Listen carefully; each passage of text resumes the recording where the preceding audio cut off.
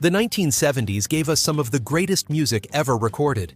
It also gave us some of the strangest, cheesiest, most gloriously misguided records that somehow made it all the way to number one.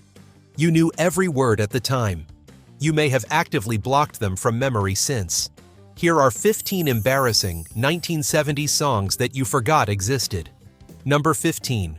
One Bad Apple by the Osmonds. 1971. The Osmonds had been a family singing act since the early 1960s, when they performed on The Andy Williams Show as clean-cut, harmonizing brothers from Ogden, Utah. By 1971, the music industry was doing everything it could to position them as the next Jackson 5, which had just broken through for Motown with a string of hits. One Bad Apple was the result, a song explicitly designed to sound like a Jackson 5 recording, complete with the funk-influenced arrangement and the call and response vocal structure. The song was written by George Jackson, no relation to the Jacksons, and was offered to the actual Jackson 5 before the Osmonds recorded it. The Jackson 5 passed. The Osmonds recorded it in late 1970, and it was released in January 1971. It reached number one on the Billboard Hot 100, spending 5 weeks there, the first number one for the Osmonds as a group. The specific embarrassment of One Bad Apple is not that it is a bad song, it isn't, particularly, but that its identity depends entirely on being mistaken for something else. Radio listeners who didn't know better assumed they were hearing the Jackson 5. The strategy worked commercially. It did not produce a recording that anyone has felt strongly about in the 50 years since. One bad apple goes for the whole bunch, girl. Number 14. Playground in My Mind by Clint Holmes. 1973. Holmes was a singer from England who had grown up in Farnham and moved to the United States, where he built a career as a Las Vegas performer and occasional recording artist. Playground in My Mind was his commercial breakthrough and his only significant chart hit. The song was written by Paul Vance and Lee Pockris, who had previously written Itsy Bitsy Teeny Weeny Yellow Polka Dot Bikini in 1960.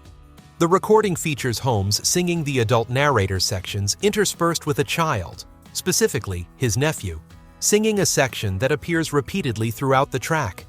The child's singing is genuine child singing in the sense that it is not polished or professional, which is either the song's most charming quality or its most grating one, depending on your relationship to it.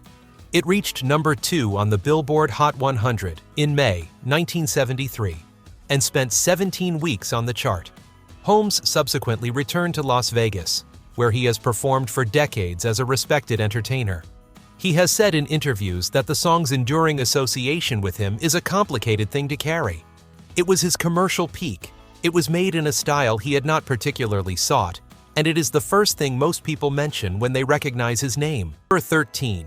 Chevy Van by Sammy Johns, 1975. Sammy Johns was a North Carolina singer-songwriter who recorded Chevy Van independently and secured a distribution deal with GRC Records. The song is a first-person account of a man who gives a hitchhiking girl a ride in his van, develops a romantic connection with her, and then continues on his way alone after she leaves him at her destination.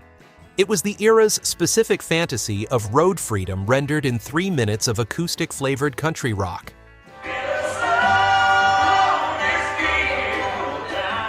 The van was the defining vehicle of American youth culture in the mid-1970s. Customized vans had their own subculture, complete with specialized magazines and custom interiors. Chevy Van was the soundtrack to that specific fantasy. The song reached number 5 on the Billboard Hot 100 in the spring of 1975. Johns never had a comparable commercial hit. The van as aspiration, the hitchhiker as a romantic figure, the highway as a space of possibility, all specific to a cultural moment that has passed entirely. Number 12. Wildfire by Michael Martin Murphey, 1975. Michael Martin Murphey was a Texas-born singer-songwriter who had been recording and releasing music since the early 1970s within the country and folk rock tradition. Wildfire was a departure from his usual material, a somewhat mystical narrative about a girl who dies in a blizzard and whose ghost is then seen searching for her horse, also named Wildfire, which had escaped in the same storm. The narrator hears her calling and expects that someday she will come for him too.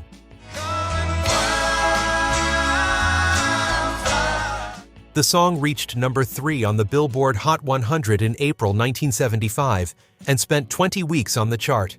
The production, the piano, the understated string arrangement, the quality of suspension it creates, gave it a haunting quality that radio in 1975 was willing to accommodate, in a way that might surprise people who think of the mid-1970s as purely a period of disco and soft rock. The embarrassment is inseparable from the earnestness. Wildfire takes a ghost horse narrative entirely seriously, delivered with the conviction of a man who has genuinely thought about hearing a dead girl calling for her dead horse in a blizzard. That sincerity made it work in 1975 and makes it harder to revisit without affectionate discomfort today.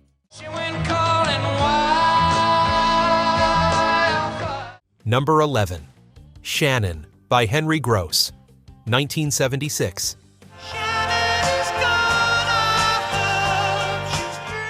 Henry Gross had been the lead guitarist for Shannon, the nostalgic rock and roll revival act that performed at Woodstock in 1969, before launching a solo career. Shannon was his commercial breakthrough and was written as a tribute to a dog, specifically Carl Wilson's Irish setter named Shannon, who had died. Wilson was the lead vocalist and guitarist of the Beach Boys, and Gross had been friends with him. The song is a straightforward elegy for a deceased dog, delivered with the same emotional weight and musical production that a song about a deceased person would typically receive. It reached number 6 on the Billboard Hot 100 in May 1976 and spent 22 weeks on the chart, a remarkably sustained chart run for a song about a dog. In the United Kingdom, it reached number 32. The song's position on this list is not a commentary on grief over a lost dog. That is real and legitimate. It is a commentary on the specific 1970s willingness to produce a top 10 single built on exactly that premise. Shannon was a real hit because people in 1976 heard a song about a dead dog and felt something. That is either exactly what pop music should do or something more complicated. Number 10. Silly Love Songs by Paul McCartney and Wings, 1976.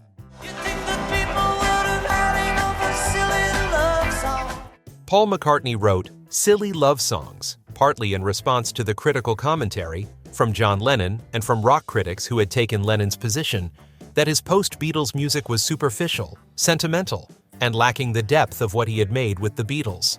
The song is, in effect, a defense of the right to write exactly the kind of song he was being criticized for writing.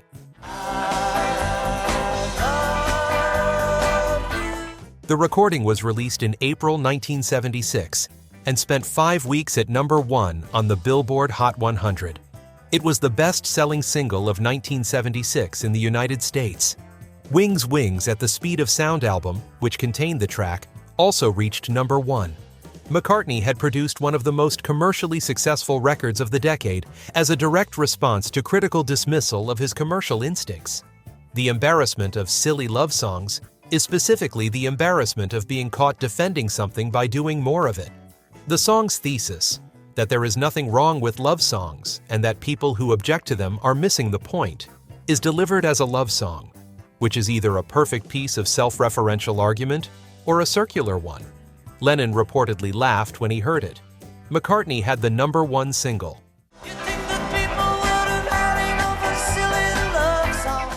Number 9. Short People by Randy Newman, 1977.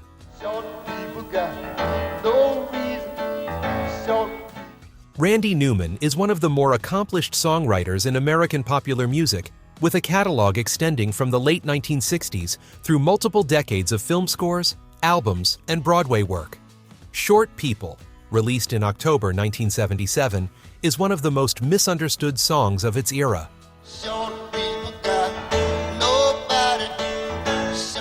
The song appears, on its surface, to be a straightforward list of objections to people of short stature. They have little hands, little eyes, little voices, and the narrator doesn't want them around.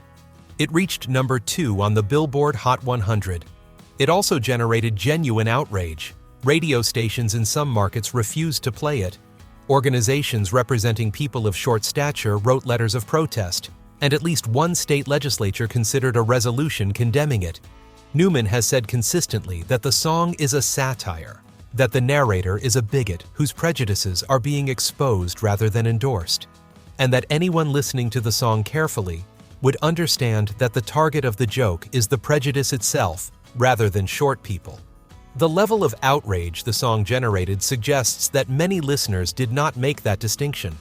Whether the satire was too subtle or the audience was not looking for it, or both, short people is one of the more instructive examples of 1970s pop culture consuming something it had only partially understood.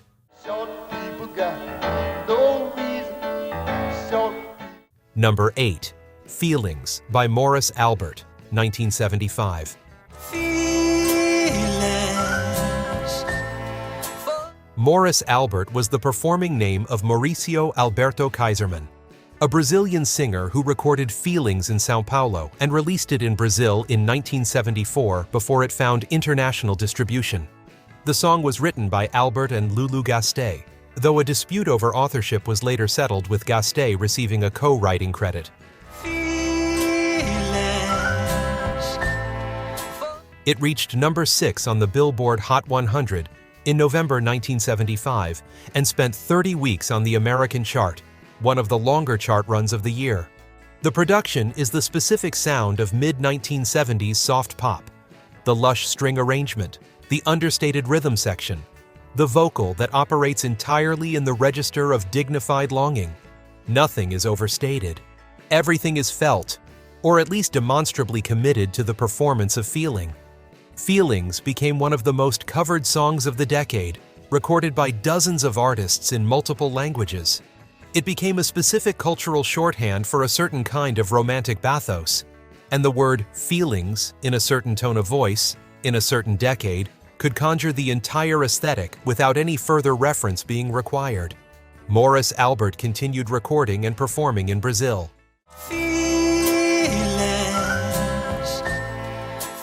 Number 7. Muskrat Love by Captain and Tennille, 1976. Looks like Muskrat Love.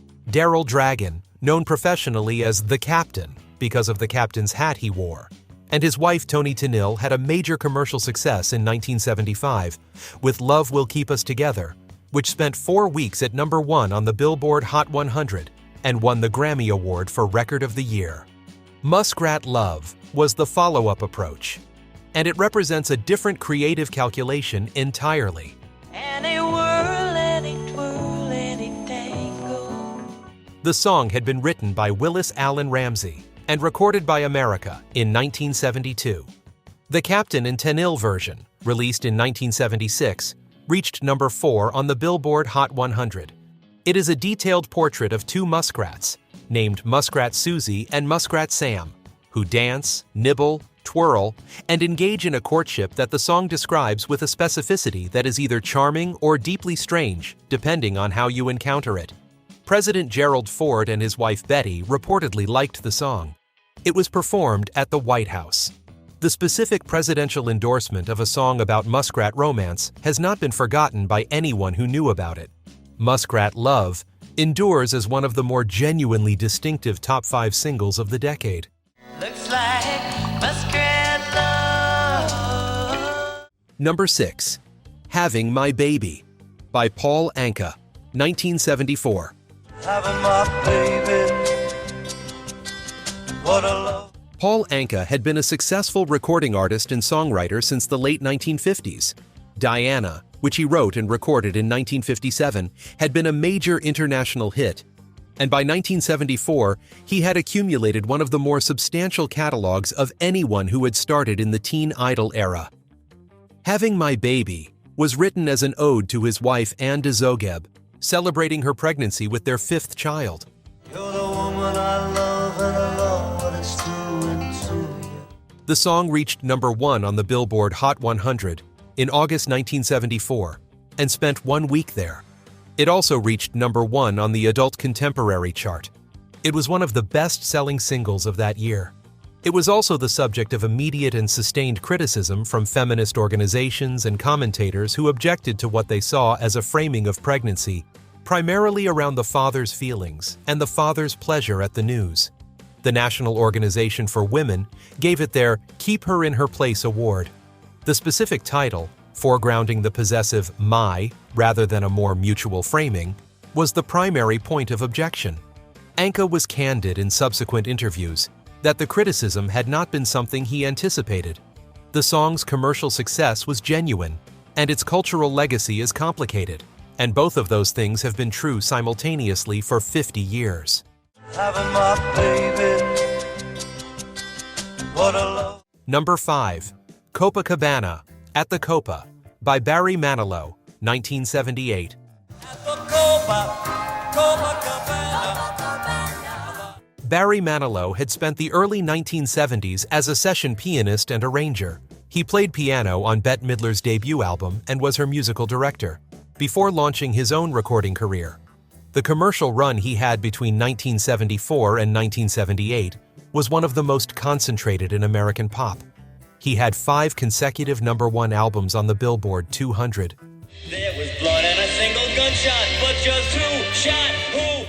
Copacabana, At the Copa, was released in 1978 and reached number 8 on the Billboard Hot 100. It won the Grammy Award for Best Pop Vocal Performance, Male, at the 1979 ceremony.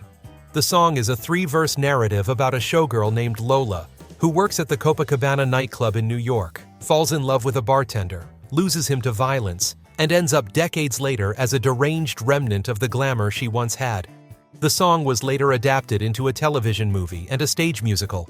The production, the Latin rhythm, the 3-act structure, Manilow's complete seriousness with the melodrama, is genuinely accomplished. The embarrassment attached to Manilow was partly rock culture's disdain for anything soft enough to appeal to adults. The Grammy committee did not share that disdain. At the Copacabana. Number 4. Kung Fu Fighting, by Carl Douglas, 1974. Carl Douglas was a Jamaican-born, UK-based singer who had been recording in England since the early 1970s without significant commercial success. Kung Fu Fighting was recorded in 10 minutes at the end of a session. It was intended as a B-side. Producer Bidu had 15 minutes of studio time left over and suggested that Douglas record a song he had been working on as a throwaway track to fill the remaining time.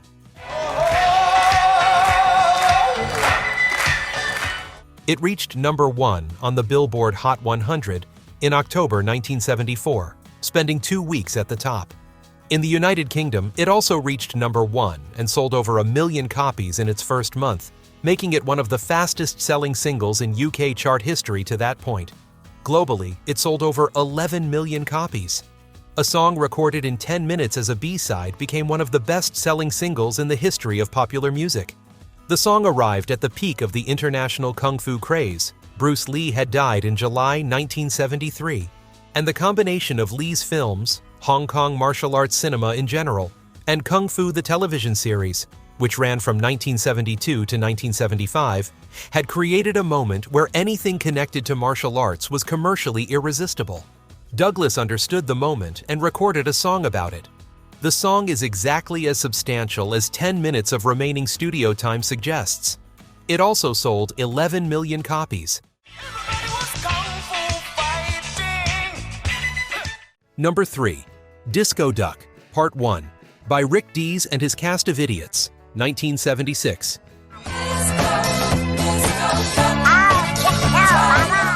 Rick Dees was a Memphis radio DJ working at WHBQ at the time the song was recorded, who had created Disco Duck essentially as a joke. The song featured Dees performing alongside a character he voiced as a duck doing a disco impression. complete with duck sounds integrated into the arrangement. It was the kind of novelty record that the 1970s produced with remarkable regularity, and that radio stations in 1976 were apparently willing to play without irony. It reached number 1 on the Billboard Hot 100 in October 1976, spending 1 week there. It won the Grammy Award for Best Comedy Recording at the 1977 ceremony.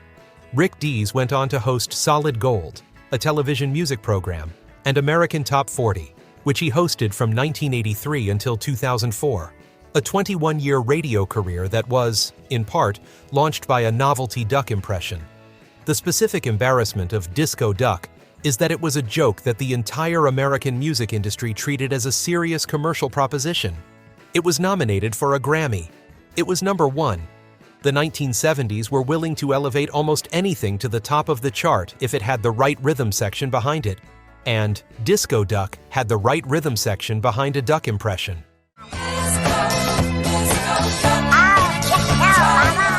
Number 2. The Streak by Ray Stevens, 1974. Oh, yes, they call him the Streak. Look at that best thing. Ray Stevens had been recording novelty songs and comedy recordings since the early 1960s. His 1962 recording Ahab the Arab had been a top 5 hit, and he had won the Grammy Award for Best Contemporary Vocal Performance for Everything is Beautiful in 1971. He understood better than almost anyone in American pop music how to construct a novelty record that would reach a mainstream audience. Hello, once again, everyone. This is your Action News reporter on the scene. The Streak was a response to the streaking phenomenon of early 1974. The brief cultural moment when running naked through public events became something enough people were actually doing that it generated sustained news coverage. Streaking incidents occurred at award ceremonies, sporting events, and college campuses across the United States in the first months of 1974. Stevens, watching the coverage, wrote and recorded a song about it in time to catch the moment before it passed. The song reached number 1 on the Billboard Hot 100 in May 1974 and spent 3 weeks there. In the United Kingdom, it also reached number 1. It sold over 5 million copies worldwide. The streaking phenomenon had largely subsided by the end of 1974. The song and the phenomenon it described are now inseparable pieces of cultural history from a single specific moment. And the streak has outlasted the actual behavior it was celebrating by about 50 years. Oh, yes, they call him the Streak. Look at that best thing. Number 1. The Piña Colada song, Escape, by Rupert Holmes, 1979. If you like pina coladas, Rupert Holmes was a British-born, American-raised songwriter, arranger, and performer who had spent most of the 1970s writing and producing material for other artists. He had worked as an arranger for the Platters, the Drifters, and Barbra Streisand. Escape, the Piña Colada song, was released in October 1979 and reached number 1 on the Billboard Hot 100, spending 3 weeks there. It was the last number 1 single of the 1970s. if you're not into yoga, The song tells the story of a man who, bored with his current relationship, answers a personal ad in a newspaper, arranges to meet the woman who placed it, and discovers on arrival that the woman is his current partner, who was equally bored and had placed the ad herself. The premise is built on both parties planning to cheat, discovering each other in the act, and finding this amusing rather than devastating. Holmes has said in interviews that he does not particularly like piña coladas, that he included them in the lyric because the internal rhyme worked, and that he wrote the song quickly and without great ambition for it. The novelty premise, the sound of the late 1970s production, and the specific quality of a song whose romantic resolution depends on the mutual discovery of planned infidelity have given it a specific cultural afterlife. It has been covered, parodied, sampled, and referenced for 45 years. It was the last song of the decade. The decade ended on Piña Coladas. if you like pina coladas, If any of these just resurfaced from somewhere you had deliberately buried them, hit the like button and subscribe. There are more lists like this one waiting.